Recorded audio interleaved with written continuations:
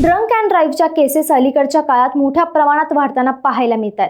कोल्हापुरातील एका दारू पिलेल्या ड्रायव्हरमुळे एका हसत्या खेळत्या कुटुंबातील 2 पिढ्यांचा अंत झालाय।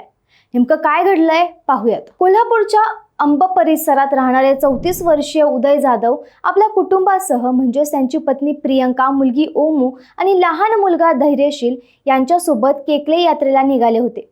वाठारजवळ पोहोचताच कारने झडप घातली। एका मद्यधुंद चालकाच्या बेजबाबदारपणामुळे एका हसत्या खेळत्या कुटुंबातील 2 पिढ्यांचा अंत झालाय।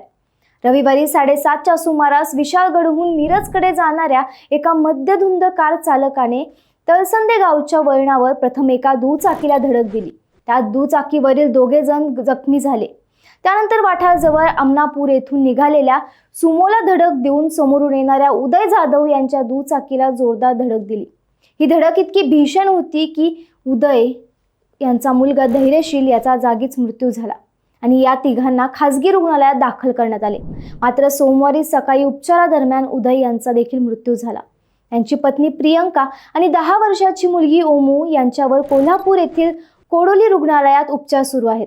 हातकणंगले पोलिसांनी मद्यप्राशन केलेल्या चालकावर गुन्हा दाखल केला असून या प्रकरणी उपनिरीक्षक भरत पाटील हे तपास करीत आहेत। एकाच वेळी घरातील कर्ता पुरुष आणि कुलदीपक गेल्याने जाधव कुटुंबावर दुःखाचा डोंगर कोसळला आहे।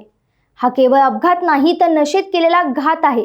एकाच्या व्यसनामुळे आज एक हस्तखेळतं कुटुंब कायमचं उद्ध्वस्त झालं। समाजातून अशा मद्यधुंद वाहन चालकावर कठोर कारवाईची मागणी आता जोर धरत आहे।